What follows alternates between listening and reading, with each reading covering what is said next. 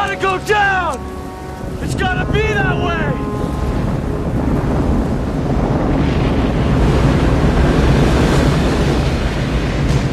Point Break, a movie where the bad guys are more likable than the good guys, the FBI agent learns to surf instead of investigate, and somehow everyone ends up on a beach in Australia. This movie really shouldn't work, and yet 34 years later, here we are, enjoying the action-packed classic like it's 1991. Keanu Reeves, Patrick Swayze, bank-robbing surfers in president masks. Point Break didn't just raise the bar for action films, it launched it out of a plane. So let's start the countdown and explore 20 crazy facts that many people still don't know about this iconic film. And if you enjoy the video, don't forget to like and subscribe for more content just like this. Number 20.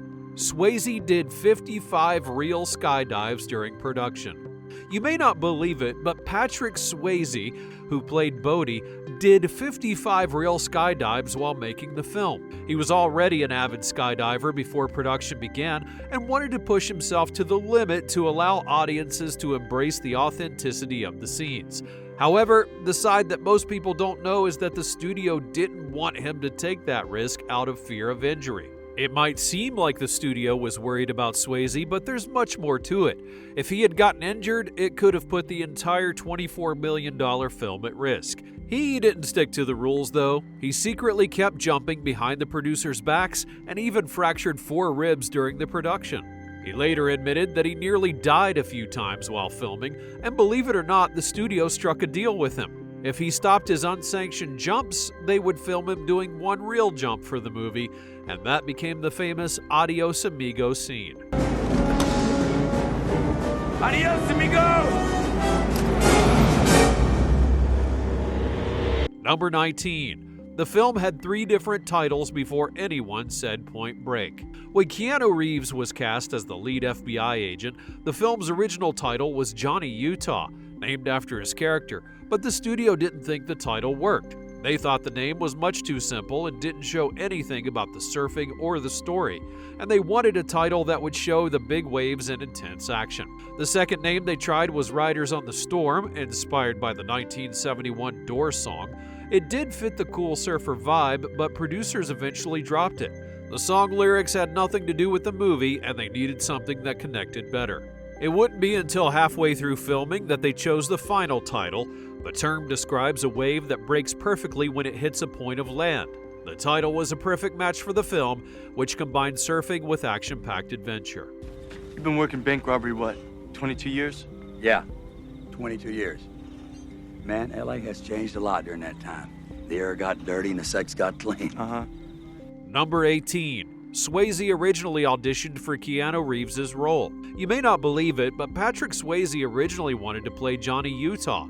He even auditioned for the role that Keanu Reeves eventually landed, and according to multiple accounts, when he read the script, he was actually drawn more to Bodhi, whose spirituality reflected his own. The casting team agreed, and they selected him for Bodhi to leverage his established charisma. Looking back, it was a smart choice, but here's another fun note. Matthew Broderick was originally offered the Utah role. Johnny Depp, Val Kilmer, Charlie Sheen, and Willem Dafoe all auditioned. Could you even imagine how different the film would have been with any of them as Johnny Utah? To those dead souls inching along the freeways in their metal coffins, we show them that the human spirit is still alive. Number 17. Kathryn Bigelow strapped a parachute to herself to direct the jump sequence. Kathryn Bigelow was not your average director yelling action from a safe spot. To film the exciting skydiving scene, she strapped on a parachute, got on the plane with the crew, and then jumped instead of just watching. She directed the cameras, planned the timing, and made sure every shot was just right, and even while falling through the sky. And let me remind you, in the early 90s there was no CGI to help. Every shot had to be real, and for Kathryn, only true and up-close action would work. For the surfing scene, she sat on a surfboard just out of frame. She directed the actors right from the water, while at the same time her husband James Cameron was working on Terminator 2. They looked at each other's footage and pushed to make both movies great, so it's no wonder that this was her top-grossing film for over 20 years. It remained that way until being surpassed by Zero Dark 30 in 2012. Number 16. Anthony Kiedis couldn't make fight rehearsals, so his character got knocked out immediately. Anthony Kiedis, the lead singer of the Red Hot Chili Peppers, played Tone in the ex-president's surf gang, but if you weren't paying attention, you may have missed it. That's because he gets knocked out almost right away in the first major scene. It turns out he didn't show up for the required fight rehearsals. He said he was busy, which is why he didn't make it to the training sessions. The stunt team was not about to take a chance with an untrained actor in such an important scene, and that's why Bodhi knocked him out with just one punch. The choice would cut Kiedis' screen time down to about 3 seconds and acted as a kind of punishment for having skipped the rehearsals. Come here!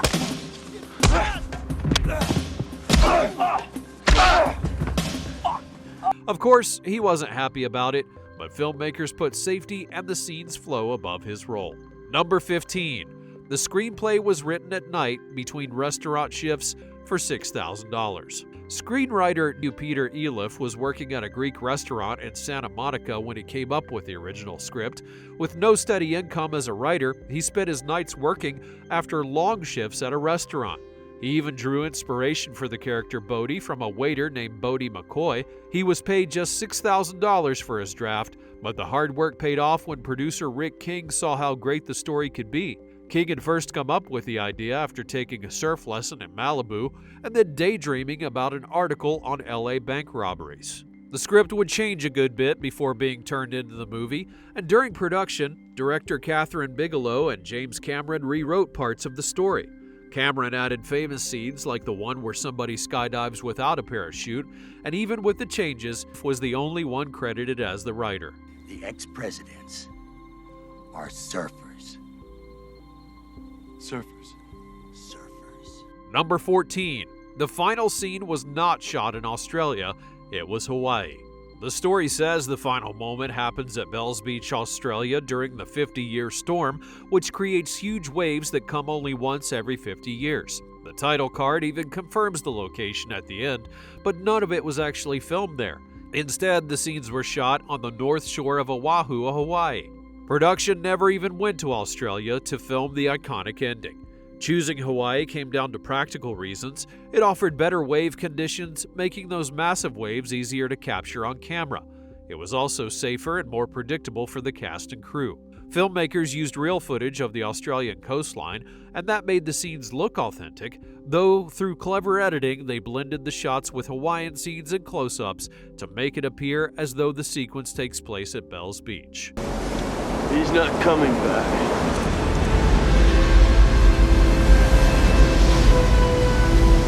Number 13. The foot chase relied on a camera rig borrowed from a Steadicam. To film the foot chase scene, the team needed more than regular cameras because the scenes went through yards, over fences, and inside of homes. The director worked with camera operator James Muro to solve the problem. They made a brand new rig called the Pogo Cam. It was a handheld 35mm that weighed about 18 pounds. The team added a gyroscopic stabilizer from a Steadicam in order to get the footage.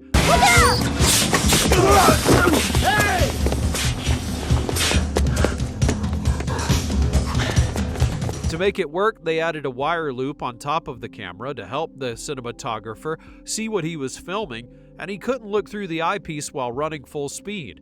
This setup would help to capture the exciting energy of the chase, something that regular camera setups couldn't do. Even John C. McGinley, the actor who played Harp, said the technique made the scene way more interesting.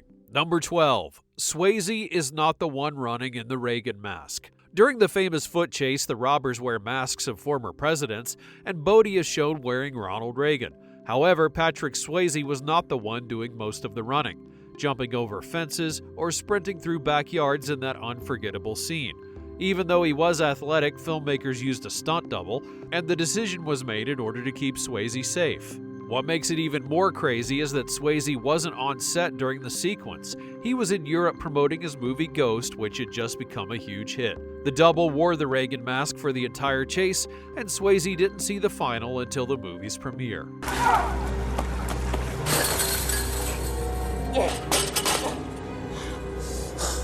Number 11. Reeves trained for 2 months in Hawaii before a single frame was shot. Before beginning the filming, Keanu Reeves went through an incredible transformation to prepare for his role as Johnny Utah. He had never surfed in his life, but that was going to change. For 2 entire months, he trained every single day in Hawaii, learning from a professional surfer. He wanted to make the surfing scenes as real as possible, and the director wanted the actors and not stunt doubles out there riding the waves. Alongside Swayze and Lori Petty, Keanu faced the forceful Hawaiian waters, and he pushed himself to master the art of surfing. For someone with no experience, the challenge was both massive and intense, but it didn't stop there. He also spent time with FBI agents and surfers to fully become the character, and trained with quarterback coaches at UCLA to prepare for the football backstory, which eventually helped him to land the role in The Replacements in 2000.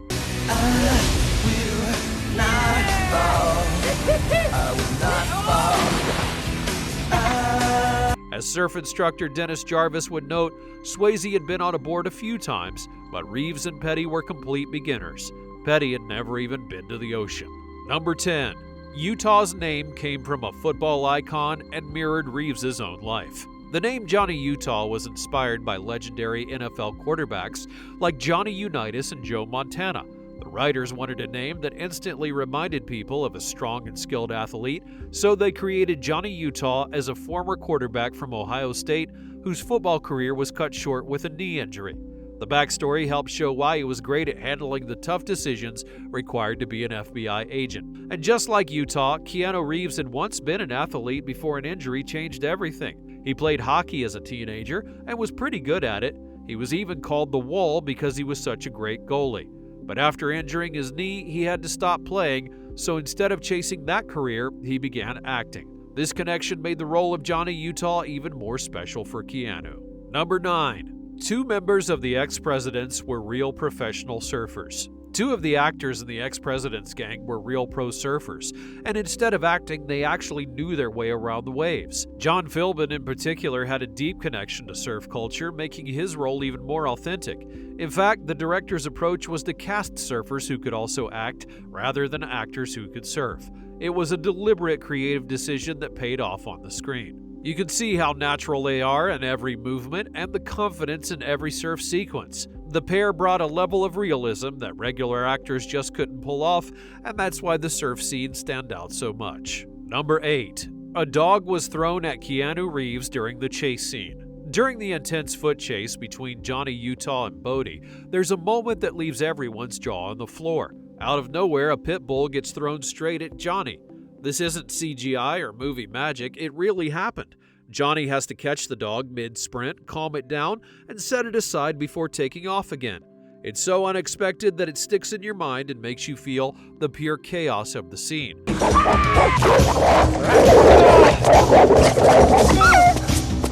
That credit goes to Kathryn Bigelow because she wanted the chase to feel raw, unpredictable, and completely wild.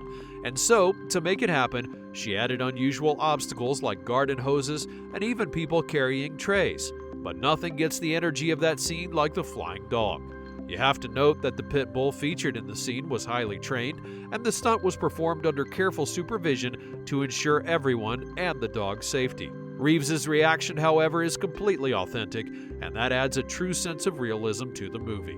Number 7. James Cameron wrote a key scene and is not credited for it. James Cameron claimed that he played a huge role in writing Point Break, yet was never officially credited. In a 2025 interview with a Hollywood Reporter, he said that he wrote Point Break flat out and got stiffed by the Writers Guild.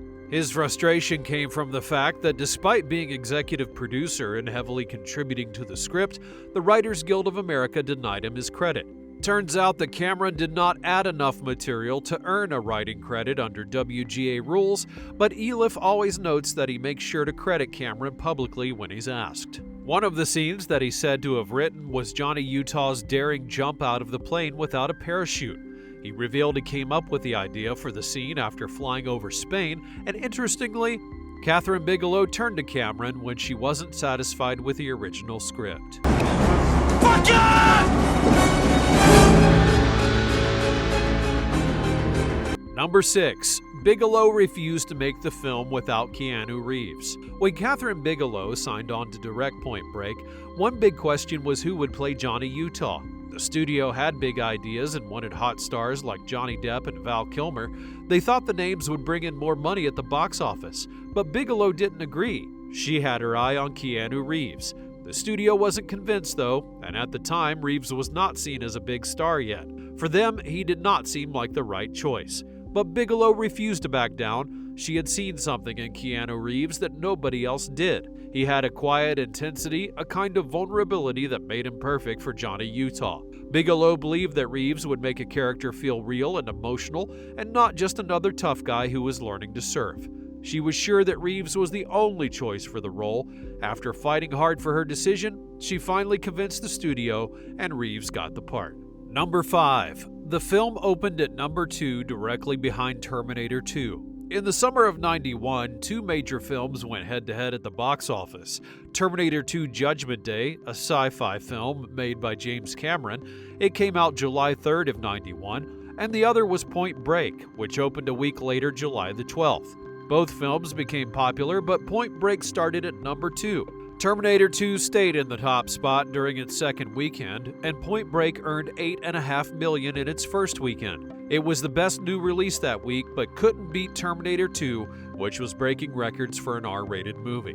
What makes it even more crazy is the connection between the two films. James Cameron directed Terminator 2, was also the executive producer of Point Break, and that meant that weekend in July, the top two movies in the US were both tied to him. Point Break ended up making a solid $83.5 million worldwide on a budget of $24 million, but it was not an instant hit. Over time, people came to appreciate it more, and now it's seen as one of the most iconic action films of its era. Number 4. Swayze and Reeves both appeared in a 1986 hockey film before Point Break. In 1986, before they became Bodie and Utah, Swayze and Reeves shared the screen in a hockey movie called Youngblood. The film was set in Canada and followed the story of a young hockey player chasing his dream of making it big. Swayze played Derek Sutton, a veteran player who guided and mentored the lead character. Reeves, meanwhile, took on the role of Heaver, a rookie goalie. While neither had huge roles, it was the first time the two future action stars would work together. What's even more fascinating is how it gave fans a glimpse of their dynamic. Reeves was an eager rookie, while Swayze had the experience and charisma of a seasoned pro. Though the movie did not get a lot of attention, it connected these rising stars just 5 years before their unforgettable partnership on Point Break. Number 3. The night surfing scenes were shot at a state beach park at dusk and called night. Filmmakers used a clever movie trick called day-for-night filming for making those night surfing scenes. This technique allowed the crew to shoot during dusk or twilight where there was just enough light to capture the action. The result made it look as though it was nighttime on screen, even though the scenes were filmed when the sun was still barely there. They timed everything perfectly to use the dim and natural light to their advantage. This was the iconic moment where Bodie told Utah that surfing is a state of mind. The scene was carefully planned because filming in complete darkness in '91 was not safe or practical, especially in the ocean. Just feel what the wave is doing, then accept its energy, get in sync, then charge with it. You don't need to see it. Yeah, right. Vision is highly overrated. The waves in Malibu helped to create the magic of night surfing. The bigger, wilder waves were filmed in Hawaii. Skill, stunning locations, and perfect timing made the scene unforgettable. Number 2. The film inspired a stage show where an audience member played Keanu Reeves. The stage adaptation of Point Break, called Point Break Live, turned into a comedy event like no other. Created by Jamie Keeling, it premiered in 2003 at the Little Theater in Seattle, Washington. But what made it legendary is that every single night, an audience member was chosen to play the lead role of Johnny Utah. A regular person from the crowd would be selected by applause or a quick audition and then became the star. To take the craziness up a notch, the volunteer read all of their lines from cue cards that were held by a stage assistant. Every show would be unpredictable because the volunteer either had to make it up on the spot or read the lines awkwardly from cue cards, and the rest of the cast made it even better by reacting to all of the unexpected moments. Big scenes from the film, like the exciting skydiving part and the bank robberies, were done live on stage with creative effects and super funny twists.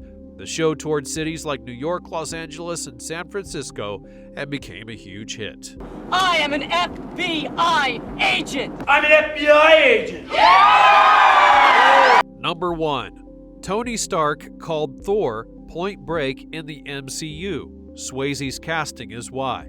Tony Stark gave Thor the nickname Point Break in the Avengers. He was mocking Thor's long blonde hair, which reminded him of Bodhi from Point Break. No hard feelings, Point Break. You got a mean swing. Bodhi had the same kind of flowing hair, and Tony was making the comparison in his usual snarky way. At first, it seemed like Tony just being Tony and throwing around a funny insult, but years later, in Thor Ragnarok, the nickname makes a hilarious return. When Thor is locked out of the Quinjet, he tries using different names to gain access, including Thor, God of Thunder, and Son of Odin. None of them work, but finally he recalls Tony's old joke and uses Point Break as the password, and it opens. Voice activation required. Thor. Access denied. God of Thunder. Access denied. Damn you, Stark. Point Break. Welcome, Point Break. What were your favorite parts of Point Break? Be sure to let me know about it in the comments down below. Also, smash that like button if you enjoyed the video, and don't forget to subscribe so that you know every time we upload another one. Got any recommendations? Feel free to leave them in the comments. Thanks for watching, and I'll see you next time.